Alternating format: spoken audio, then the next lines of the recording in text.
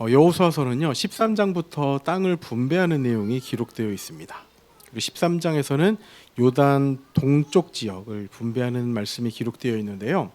요단 동쪽은 정복 전쟁을 시작하기 전부터 두 개 반지파, 즉 르우벤 지파, 갓 지파, 므낫세의 2분의 1 지파가 정착을 했었습니다. 13장에는 이 두 개 반지파에 대해서 이제 땅을 분배하는 내용이 기록된 거예요. 그리고 이제 14장부터는 요단강 서쪽 땅을 분배하는 그런 장면이 기록이 되어 있습니다. 즉 9개 2분의 1 지파가 이제 14장부터 분배를 받는 내용이 기록된 거예요. 자, 이제 땅 분배가 시작되었습니다. 그때 가장 처음에 누가 잠깐만요 하고 손을 들고 나온 거예요. 그 본문이 오늘 6절 말씀입니다. 우리 6절 말씀 제가 한번 다시 읽어보도록 하겠습니다. 제가 있습니다. 그때의 유다 자손이 길갈에 있는 여호수아에게 나오고 어떤 자손이 나온 겁니까? 유다 지파가 나온 거예요. 그니스 사람 여분네의 아들 갈렙이 여호수아에게 말하되 유다의 지파의 대표로 갈렙이 지금 말하고 있습니다. 뭐라고 얘기하는가? 여호와께서 가데스 바네아에서 나와 당신에게 대하여 하나님의 사람 모세에게 이르신 일을 당신이 아시는 바라. 유다 지파의 대표로 갈렙이 여호수아에게 말을 하는 겁니다. 뭐라고 하냐면 예전에 모세와 함께 했던 경험, 즉 가데스 바네아에서 있었던 일을 여호수아가 떠올리도록 하고 있는 거예요. 당연히 여호수아 또한 이때 이야기를 잘 알고 있을 수밖에 없습니다. 왜요? 이 가데스 바네아에서 무슨 일이 있었는가 하면 12 정탐꾼의 이야기입니다. 이때 10명의 부정적인 보고를 뒤로 하고 긍정적인 보고를 했던 사람 두 사람이 누구예요? 갈렙과 여호수아였던 거예요. 그럼 왜 갈렙은 여호수아에게 그때의 이야기를 상기시키는가? 우리 9절 함께 읽어보도록 하겠습니다. 9절입니다. 시작. 그날에 모세가 맹세하여 이르되 내가 내 하나님 여호와께 충성하였은즉 내 발로 밟는 땅은 영원히 너와 내 자손의 기업이 되리라 하였나이다. 이 당시에 모세가요 갈렙에게 약속을 한 게 있습니다. 너가 발로 밟는 땅은 영원히 너와 내 자손의 기업이 되리라는 거예요. 이 긍정적인 보고를 한 갈렙에게는 모세가 특별한 배려를 한 겁니다. 땅을 분배할 때 청약순위 1순위 그 선택권을 준 거예요. 이것도 단독 선택권입니다. 너가 먼저 골라라. 너가 밟는 곳은 전부 다 너에게 주겠다. 먼저 주겠다라고 약속을 한 거예요. 우리 성도님들께서 서울에 정말 좋은 집 한 채를 거저어 줄 수 있다라고 한다면 여러분 어떤 집을 고르시겠습니까? 당연히 환경 좋고 교통 편하고 살기 좋은 그런 집을 고르지 않겠습니까? 한강이 보이는 정말 그런 아름다운 집을 고르지 않을까 생각이 듭니다. 저만 그런 거 아니죠? 여러분들 그러실 거죠? 그죠? 사실 이때 이 갈렙이 잠깐만요 하고 나왔을 때 나머지 지파들의 반응은 어땠을까요? 아마 조금은 불편하거나 초조한 마음이지 않았을까 싶어요. 아유, 갈렙이 금싸라기 땅, 저 강남 땅 차지하면 우리 어떡하지? 저 한강이 보이는 저 아파트 차지하면 어떡하지? 그런 마음으로 조금은 초조하고 불편한 마음이 있지 않았을까 싶습니다. 그런데 갈렙은 이 청약 1순위 선택권을 가지고 단독 선택권을 가지고 어떤 땅을 선택했는가? 12절을 함께 읽어보도록 하겠습니다. 오늘 본문의 제일 중요한 구절입니다. 12절입니다. 12절 시작. 그날에 여호와께서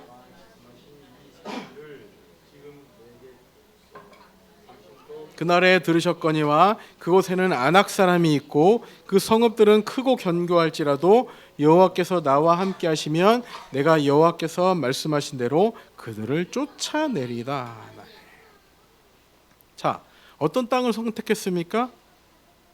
아직 정복하지 못한, 덜 정복한, 그러면서도 쉽지 않은 상대가 있는 땅을 선택했어요. 자, 모세 때 그 12 정탐꾼 때에 이제 정탐을 하고 12명이 돌아와서 10명이 우리는 이 사람들 앞에서 무엇 같다라고 한 적이 있어요. 무엇 같다고 했죠? 우리 이 사람들 앞에서 우리는 뭐 같으니? 메뚜기 같으니라고 했어요. 메뚜기 같으니.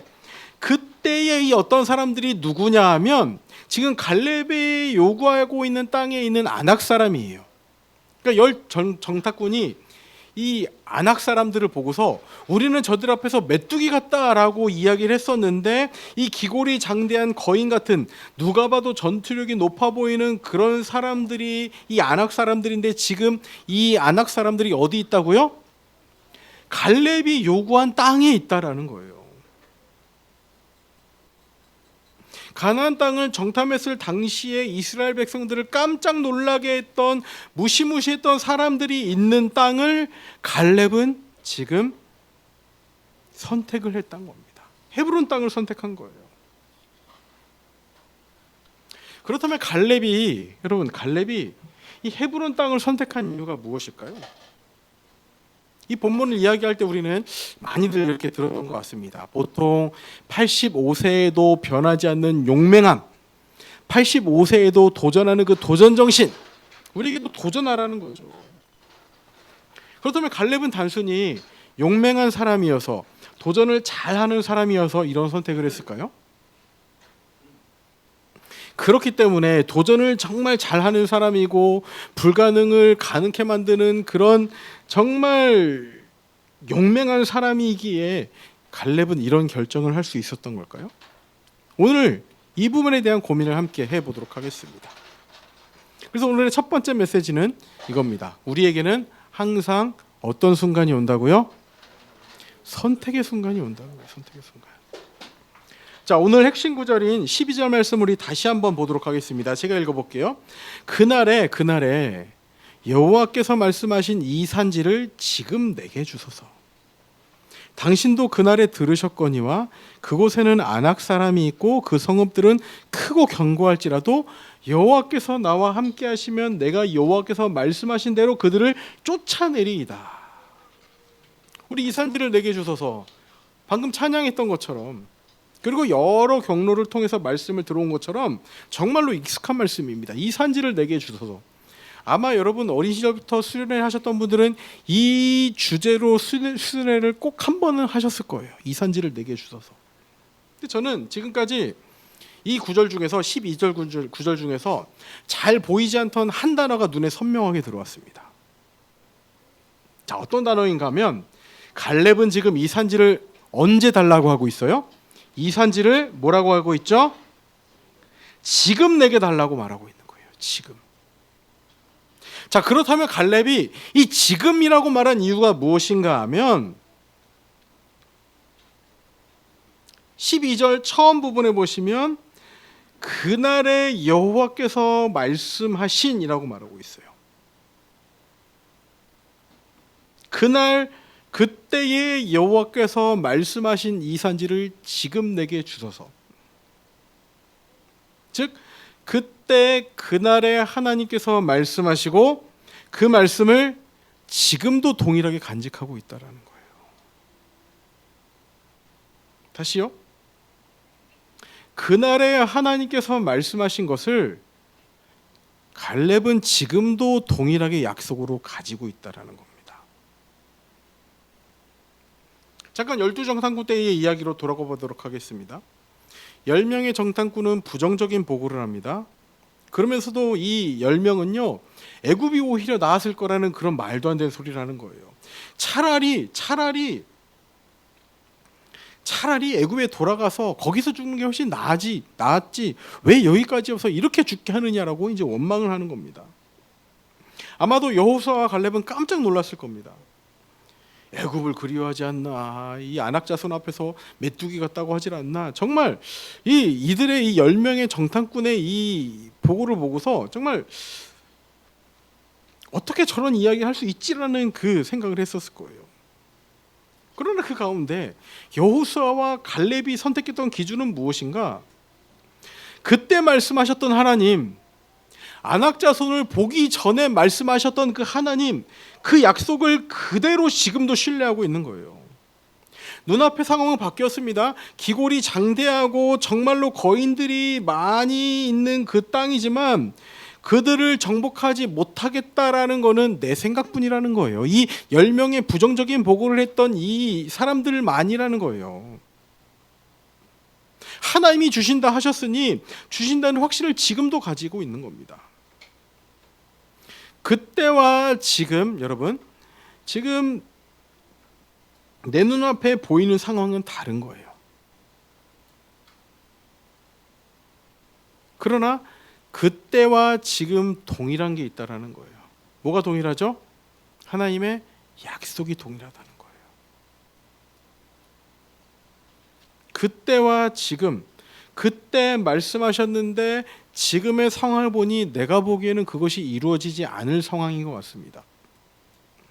그때 분명히 하나님의 말씀이 있었지만 지금 보기에는 내 머리로는 도저히 이해가 되지 않는 그런 난감한 문제들이 산재해 있는 거예요. 그러나 그럼에도 그때와 지금 하나님의 약속은 동일하다는 거예요. 그럼 여러분, 이 가운데 무엇을 선택하는 게 올바르냐는 것이죠. 이런 중대한 순간에 내 생각에 내가 보기에 저들은 정복하기 힘들어 라는 그 마음으로 불가능해라고 가능성의 명을 차단하는 것이 아니라 영원히 동일한 하나님의 약속을 붙들어야 한다는 것이죠. 다시 정리하면 그때와 지금 내 눈앞에 보이는 상황은 다릅니다. 그러나 그때와 지금 하나님의 약속은 동일하다는 거예요. 우리에게도 마찬가지입니다. 우리에게 매번 선택의 순간이 찾아온다는 거예요. 제가 대학 시절에 겪었던 일을 한 가지 말씀을 드려볼까 합니다. 이 전자계약 2라는 그 3학점 전공 선택 과목을 수강할 때였어요. 보통 이런 과목은요, 이제 3학점짜리 3시간 정식 수업 시간이 있고 이외에 이제 다른 날 다른 시간에 좀 늦은 시간에 조교 선배와 연습 문제 풀이를 하는 시간을 1시간을 더 배정을 합니다. 그러니까 3학점인데 이제 4시간을 듣는 거죠. 그리고 이런 시험은요, 보통 이제 중간 기말로 보는 게 아니라 1차, 2차, 3차 이렇게 3번에 나눠져서 보게 되는 거예요. 당시 교수님은요, 수업은 수업이니까 그냥 진도를 나가고 시험은 이 조교 선배와 연습 시간에 이제 같이 연습 풀이를 하는 조교 선배와 시간을 맞춰서 이제 따로 정하라고 이야기를 이제 저에게 해주셨습니다. 그래서 이 연습 문제 풀이 시간에 이제 조교 선배와 함께 시험 일정을 잡게 된 거예요. 사실 여러분 대학 수업이 다 그렇잖아요. 교수님들은 그 학기에 자기 수업만 있는 것처럼 과제와 시험 이제 범위를 내주지 않습니까? 그러다 보니까 이제 시험 일정 잡는 게 쉽지가 않은 거예요. 이제 여러 이제 시간들을 조율하다가 조교 선배가 안 되겠다 싶었는지 거수를 선택했습니다. 월요일 안 되는 사람 하고서 이제 그 조교 선배가 손을 들어보라는 거예요.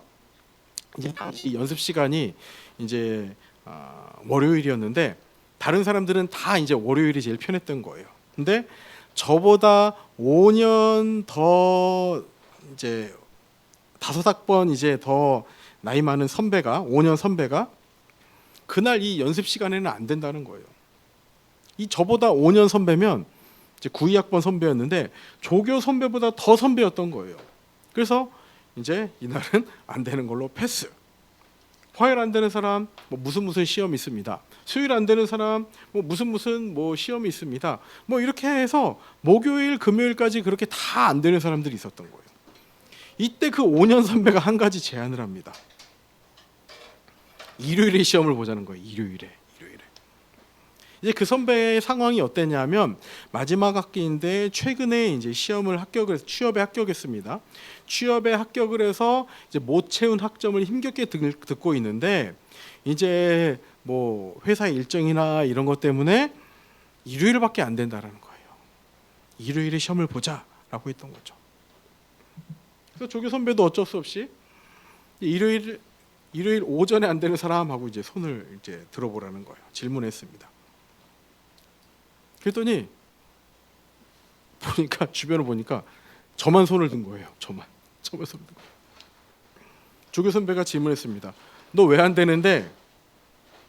저 이렇게 대답했습니다. 교회 가서 예배 드려야 됩니다라고 했어요.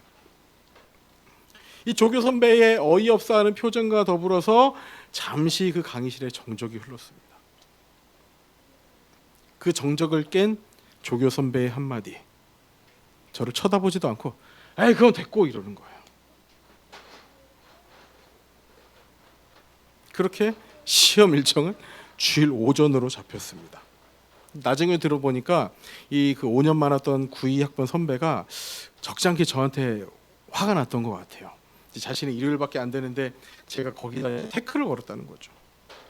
근데 저는요, 이 선배들의 이런 반응들, 뭐 어처구니 없어 하는 것, 그리고 이 5년 92학번 선배가 저한테 화를 낸 것, 이런 거는 단 하나도 신경 쓰이지가 않았습니다. 그런데 뭐 한 가지가, 어떤 것 한 가지가 마음에 걸렸냐면 예배에 대해서 그건 됐고 이야기하는 게 너무 마음이 아팠던 거예요. 저는 제가 사랑하는 하나님과 정말 소중하게 여기는 예배에 대해서 그건 됐고라고 말하는 이게 너무 충격적이었던 거예요. 그리고 결단했습니다. 저는 시험이 아닌 예배를 택했던 거예요. 예배를 선택했습니다. 그럴 수 있습니다. 오전에 시험 보고 저녁 예배 드릴 수 있어요. 그런데 제가 그렇게 그 순간에 시험을 제가 이제 뭐 다들 보는 앞에서 예배 드려야 됩니다라고 말해놓고서 오전에 시험을 보러 가면 그 강의실에 있던 사람들에게 예배는 시험보다 못한 그건 됐고 이 정도의 가치로 남는 거예요. 저는 예배가 그런 취급을 당하는 게 싫었습니다. 그래서 저는 예배를 선택했어요. 이 조교 선배도 시험을 진짜 보러 이제 오지 않을지는 몰랐던 것 같습니다. 아마 제가 이제 교수님께 컴플레인을 걸면은 이 조교 선배도 난처해지는 거죠. 분명히 안 된다고 제가 이야기를 이제 했는데 강행을 쓰니까 아마 본인도 난처해질 걸 알았던 것 같아요. 계속 제 동기들 시켜서 전화를 하고 또 본인도 문자로 계속 저한테 연락을 했던 겁니다. 그리고 그날 이제 제가 이제 연락이 안 되니까 조교 선배가 저에게 메일 한 통을 보냈어요. 진짜 안 올지 몰랐는데 교회 뭐 중요한 게 맡은 게 있냐라는 거예요. 저도 친절하게 답장을 보냈습니다. 제가 극성으로 보이시겠지만 이상한 교회 다니는 그런 사람은 아니고 예배는 뭐 맡았기 때문에 가는 게 아니라 저는 하나님을 믿는 사람이고 그렇기 때문에 예배가 가장 소중하다고 답을 보냈어요. 대신에 2차, 3차 시험 때는 주일에 이제 2차, 3차 시험 때는 주일의 일정을 잡지 말아달라고 정중하게 메일을 보내고 마무리를 했습니다. 근데 보니까 시험 성적이 나온 걸 보니까 아마 이제 본인도 난처하기 싫었는지 아마 평균 정도의 그 성적은 저한테 준 거, 이 1차 시험에 대해서 평균 정도의 성적은 이제 몰래 저한테 준 것 같더라고요. 우리 성도님들, 우리 인생도 계속한 선택의 연속 아닙니까?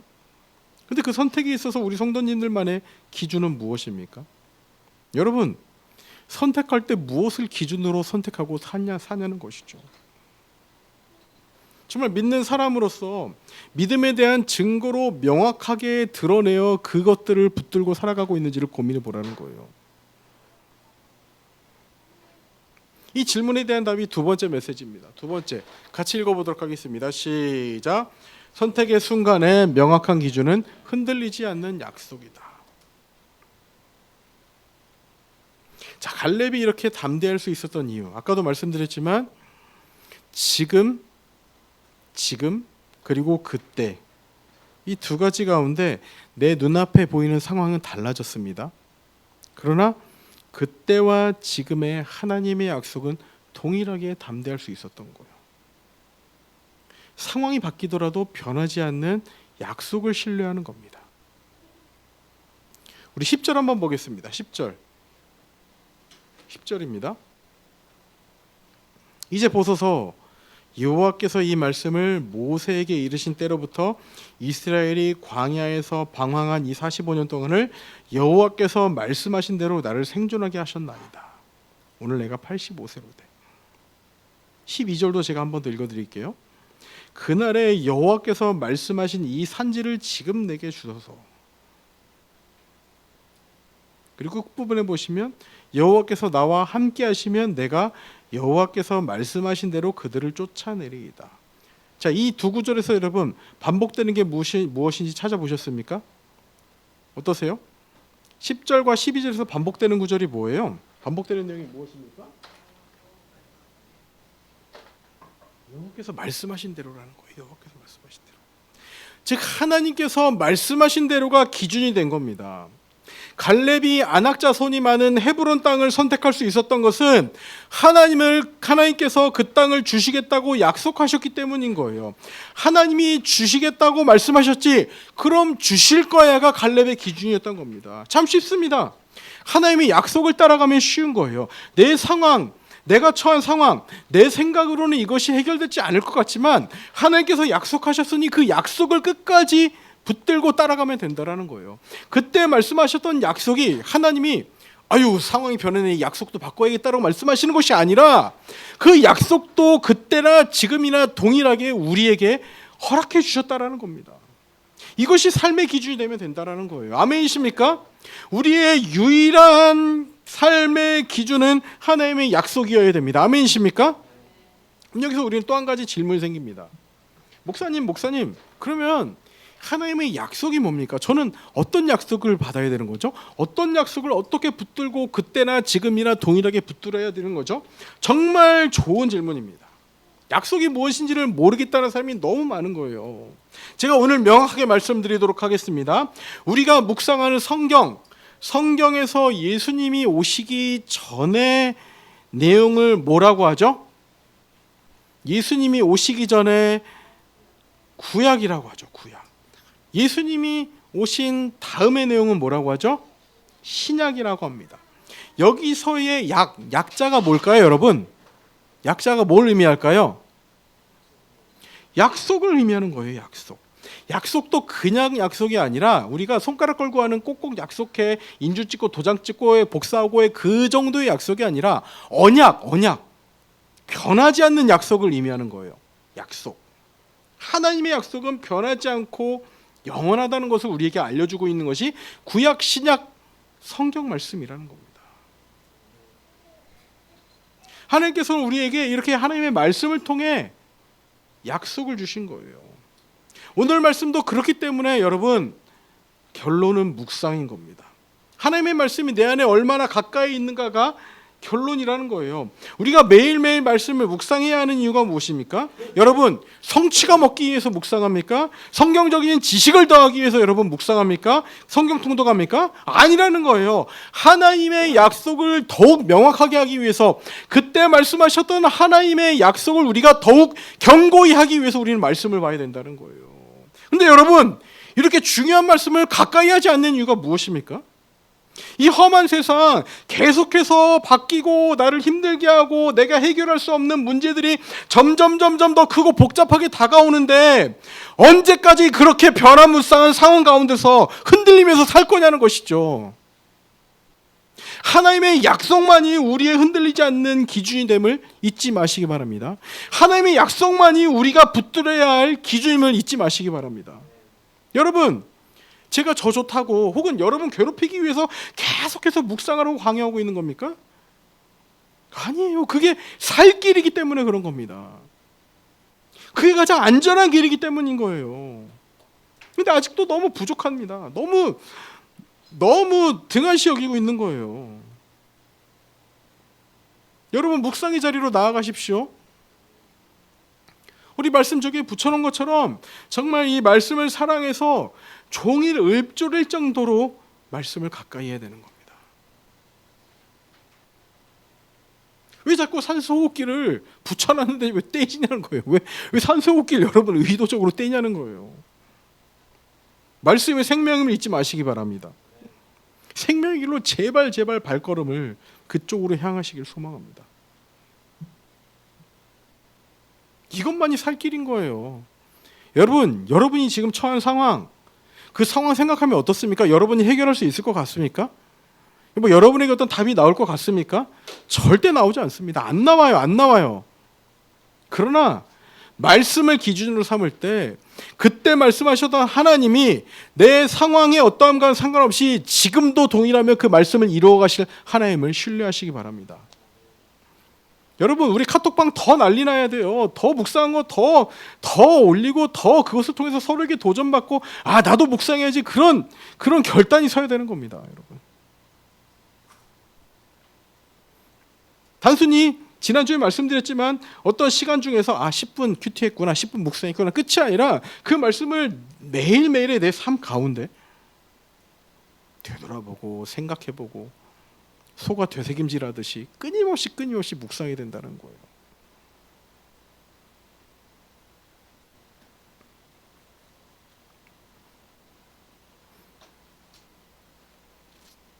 여러분의 묵상이 더 자리를 잡을 때까지 저는 계속해서 잔소리를 할 겁니다. 왜요? 이것이 여러분들이 살 수 있는 유일한 길이에요. 이것이 여러분들이 살 수 있는 단 하나의 길이에요. 이제 말씀을 마무리하도록 하겠습니다. 자, 12정탐꾼 때에 조금의 과거로 돌아가서 12정탐꾼 때에 이 10명의 정탐꾼, 부정적인 보고를 했던 10명의 정탐꾼의 실수가 무엇입니까? 가나안 땅에 정탐을 갔어요. 분명히 하나님께서 말씀하셨던 그 약속을 확인하라고 12정탐꾼을 보냈는데 이 약속을 깨닫는 것이 아니라 내가 할 수 없다는 그 상황을 깨달은 거예요. 하나님의 크심이 아닌 가나안 백성을 더 크게 봤던 것이죠. 자, 여러분 한번 생각해 보시기 바랍니다. 우리의 하나님이 어떤 분이십니까? 전공 과목의 한 번의 시험보다 덜 의미가 있으신 분입니까? 아니라는 겁니다. 우리의 하나님은요, 그 모든 상황을 뛰어넘을 힘을 주시는 하나님이시기에 우리에게 약속을 주시고 그 약속을 누구보다도 성실하게 이행하신 분임을 잊지 마시기 바랍니다.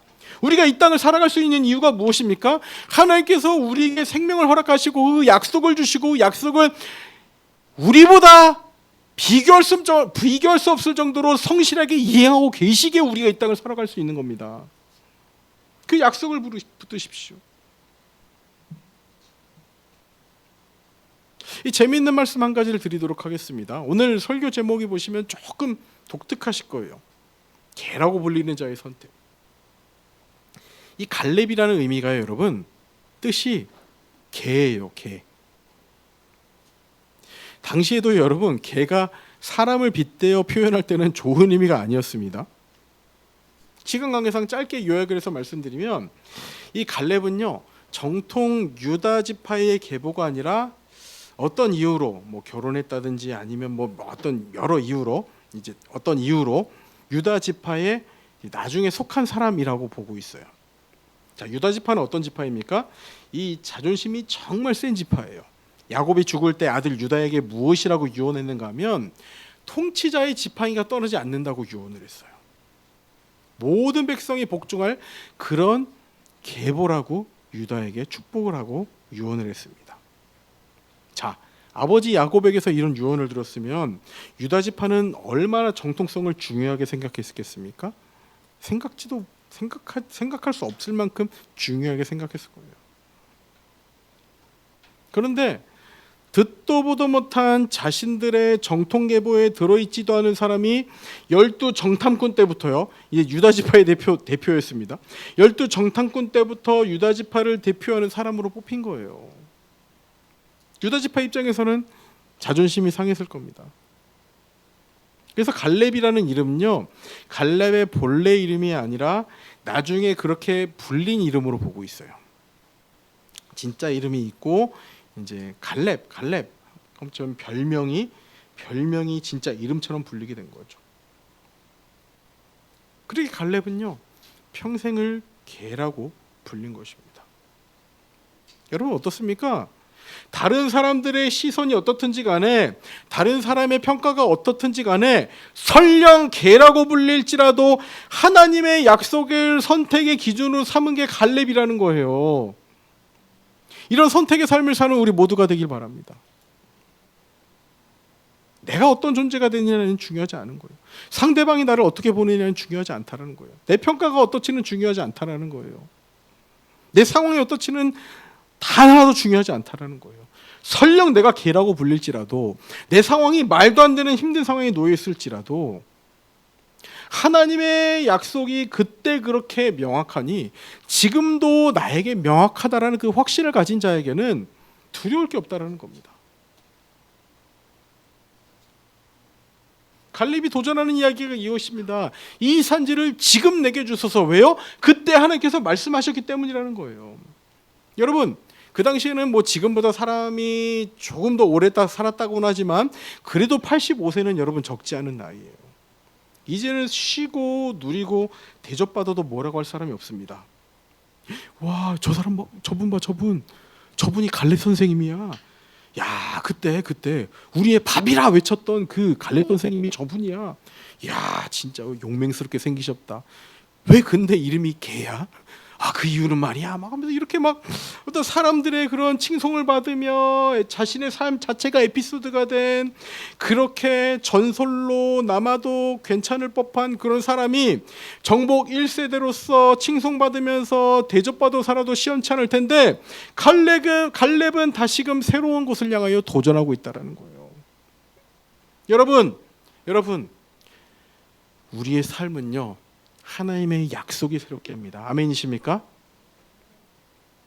하나님의 약속의 말씀이 우리에게 명확한 삶의 기준을 제시해 주는 거예요. 아멘? 아멘이십니까? 여러분, 안양에서 저희 쫓겨났을 때 저희가 새로운 교회를 시작할 수 있으리라 생각이 드셨습니까? 그러나 하나님의 이끄심이 뭐였어요? 르호봇이라는 이끄심이었어요. 르호봇. 그 르호봇의 이름을 따라 너른샘이라는 이름을 허락해 주시고, 그 자리에 있을 수 있는 이유가 무엇입니까? 우리에게 약속의 말씀 주셨기 때문이에요. 우리 모두의 삶이 르호봇과 같이 넓은 너른 샘으로 지어져 갈 것입니다. 아멘이십니까? 일단 그런 의미에서 여러분들을 정말 축복하고 싶어요. 안정되고 갇혀진 교회가 아니라 하나님의 뜻을 따라서 그렇게 개척자의 길을 선택해서 한 치 앞도 모르는 그 앞길 가운데 여기 오신 것, 그렇게 한 걸음 하나님의 인도하심을 따르지 않으면 도저히 살 수 없는 그런 교회에 여러분 오신 거예요. 여러분 정말 대단하고 축복하고 싶습니다.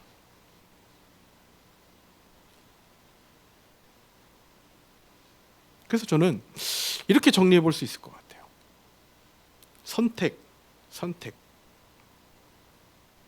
선택할 때 우리는 어떤 기준으로 삶이 어떻게 나아가게 되는가?